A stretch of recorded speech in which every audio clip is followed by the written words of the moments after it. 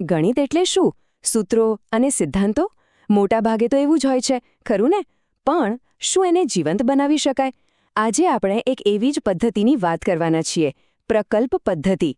આ એક એવી રીત છે જે ગણિતને ક્લાસરૂમની 4 દિવાલોમાંથી બહાર કાઢીને સીધું જ આપણી આસપાસની દુનિયા સાથે જોડી દે છે.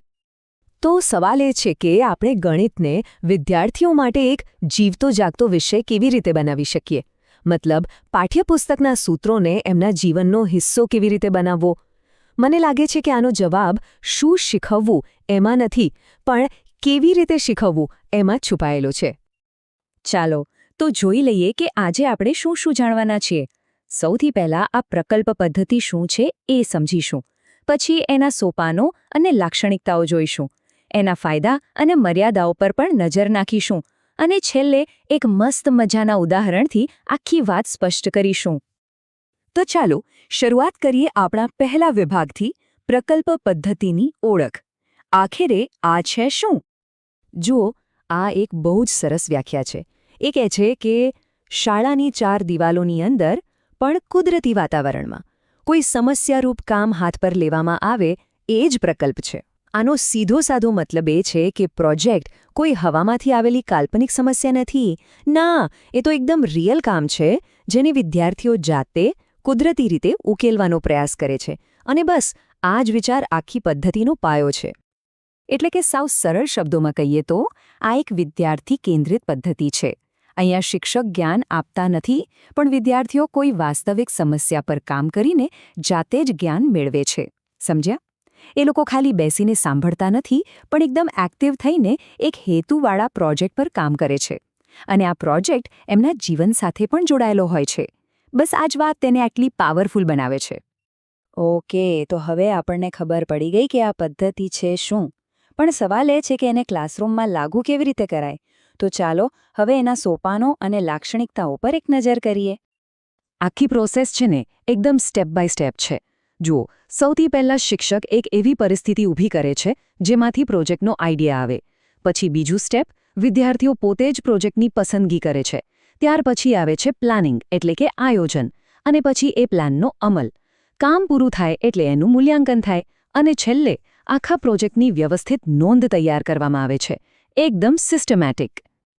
તો આ પદ્ધતિની ખાસિયતો શું છે? પહેલું તો એ કે એ ટોટલી સ્ટુડન્ટ સેન્ટ્રિક છે. બધું વિદ્યાર્થીઓની આસપાસ જ ફરે છે. દરેક પ્રોજેક્ટનો એક ક્લિયર ગોલ હોય છે, એમને એમ નથી હોતો. અને સૌથી મોટી વાત, આ પદ્ધતિ વિદ્યાર્થીઓને ચોપડીઓમાંથી બહાર કાઢીને રિયલ લાઈફ એક્સપિરિયન્સ આપે છે. એનાથી એમને આઝાદી અને જવાબદારી બંનેનો અહેસાસ થાય છે. અને હા, એ ગણિતને બીજા વિષયો જેમ કે સાયન્સ અને સોશિયલ સ્ટડીઝ સાથે પણ કનેક્ટ કરે છે. એટલે કે ટીમવર્ક તો આપોઆપ શીખવા મળે જ છે. હવે જુઓ, કોઈ પણ પદ્ધતિ પરફેક્ટ નથી હોતી. દરેકના પોતાના ફાયદા અને ગેરફાયદા હોય છે. તો ચાલો હવે પ્રકલ્પ પદ્ધતિના પ્લસ અને માઇનસ પોઈન્ટ્સ જોઈએ. આનો સૌથી મોટો ફાયદો શું? તો એ છે કે વિદ્યાર્થીઓની વિચારવાની રીત પ્રેક્ટિકલ અને લોજિકલ બને છે. આ આખું લર્નિંગ બાય ડુઈંગના કોન્સેપ્ટ પર ચાલે છે.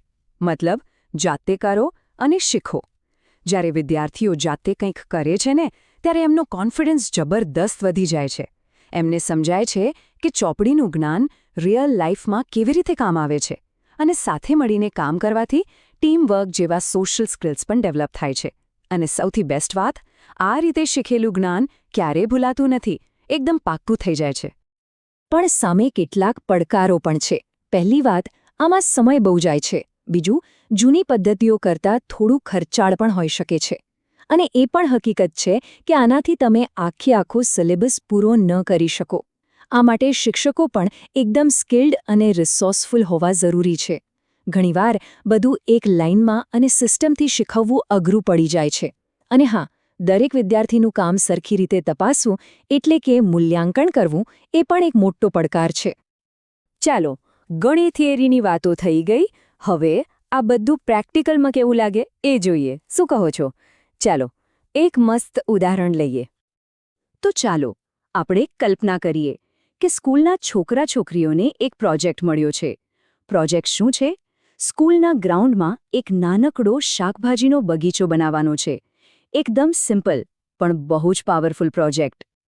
હવે અહીંથી જ ગણિતની એન્ટ્રી થાય છે. સૌથી પહેલાં તો એમને નક્કી કરવું પડશે કે બગીચો કેટલો મોટો બનાવવો છે. એની બોર્ડર એટલે કે પરિમિતિ કેટલી લાંબી હશે. જો વાડ બનાવવી હોય તો કેટલી સામગ્રી જોઈશે.